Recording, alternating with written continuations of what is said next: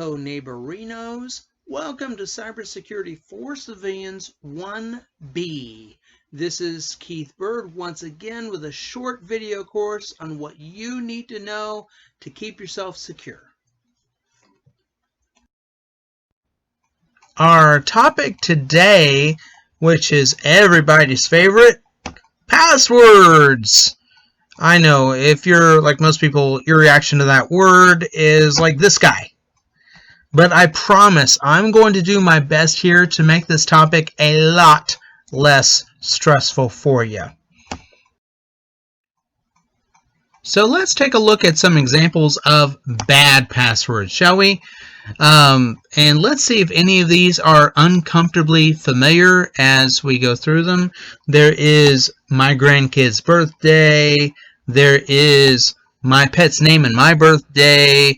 There is the ever popular, the same password I've been using for 5 years for everything I sign into.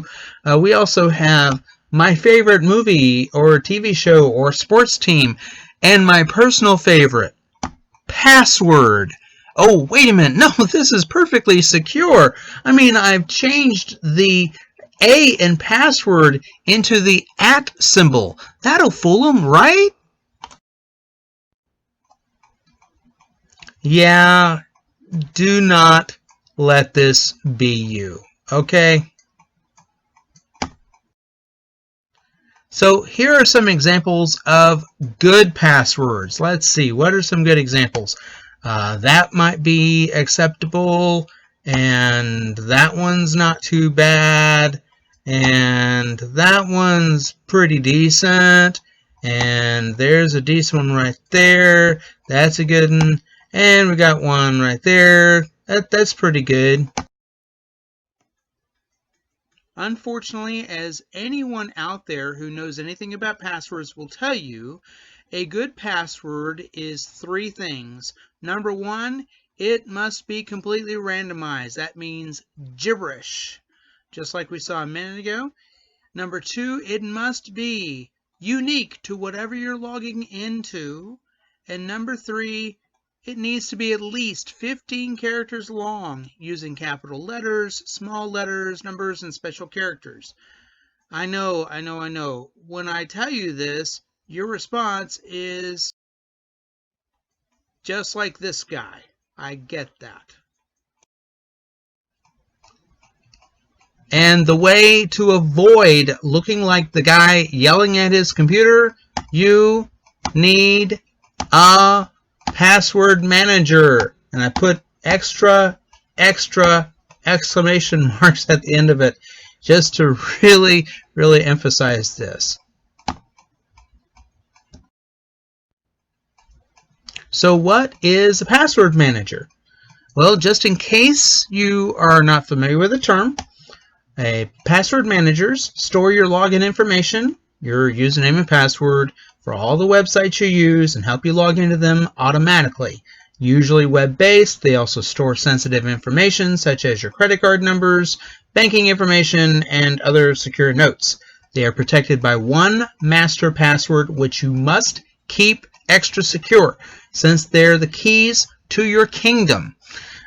The password manager that I've used for years and which I heartily recommend is Lastpass. There are plenty of other good password managers out there, but Lastpass is the one that I use and recommend. And on the next slide, I'll give you a demonstration on just how easy it is to use. Alright, just to demonstrate how easy it is to use Lastpass, you can tell that I have the browser extension installed on my Google Chrome up here. This little symbol right here, it is grayed out because I'm not logged in. You can log in to the browser extension up here, or you can go to lastpass.com and you can log in from there. Just click on login, and you always use an email address as your username when you're logging into LastPass, and then you put in your password, which is actually a passphrase, not just a password. And here I'm logged in, and you can tell up here This icon has stopped being grayed out. It is now the three dots on a bright red that tells you that you're successfully logged into LastPass. From this extension, you can do whatever you like. Just to demonstrate how easy it is to log into a website using LastPass, let's go to wgu.edu. That's the website of my school, my alma mater. And you can see here username and password. And over here you have a little symbol on the right side of the field that is telling you that LastPass has a username and password for this website stored. You just click on that, and then you can see here we have an actual username and password stored. You just click on that. It fills it in for you automatically. You click in sign in, and you are successfully logged into your website. This is how it works for all of the web pages that you have a username and password stored in LastPass. It's that easy.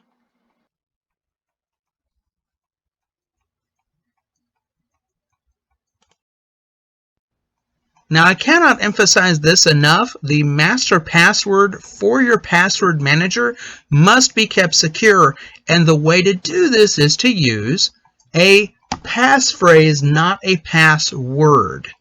Now, how do you make a passphrase as opposed to a password? Well, I'm glad you asked. You start out with a phrase which would be easy for you to remember, but difficult for a bad guy to guess. For example, let's say my mother was born in San Francisco on August 4th, which, by the way, is not true for me personally. But anyway, we'll start off with that. And you take all of the first letters of each word. So that's what you got there. MMWBISFOA4. And then you make all of the regular words lowercase. So now you have my mother was born in San Francisco on August 4th. And you make my and SF to be capital letters. And then you can change it up some. Instead of I there, you make that an exclamation mark, and that would be fine. And then you can add some letters in front of it, such as the first and last letters of the account you're needing a password for. So in this case, the first letter of LastPass would be L, and the last letter of LastPass would be S, so you just add an LS in front of that. And then maybe add a number on the end, maybe a date that's important to you, but would be hard to guess. And so there, that would be the final product, and that would be a perfectly acceptable passphrase. I would have no trouble using that as my master password for LastPass. And by the way, that's not my master password for LastPass. So you might be wondering, why is this so important? Why do I need a passphrase for my master password for LastPass or my password manager, whatever that is? The answer to that is very simple. Because if you use a password manager and a bad guy guesses the master password, they've got everything. So that's why I'm really hammering this home. By the way, I do want to make sure that you know about this. A great tutorial for LastPass is in the video notes below. There's just a link to another YouTube video, not put out by me, it's put out by someone else, and they go over the great features of LastPass.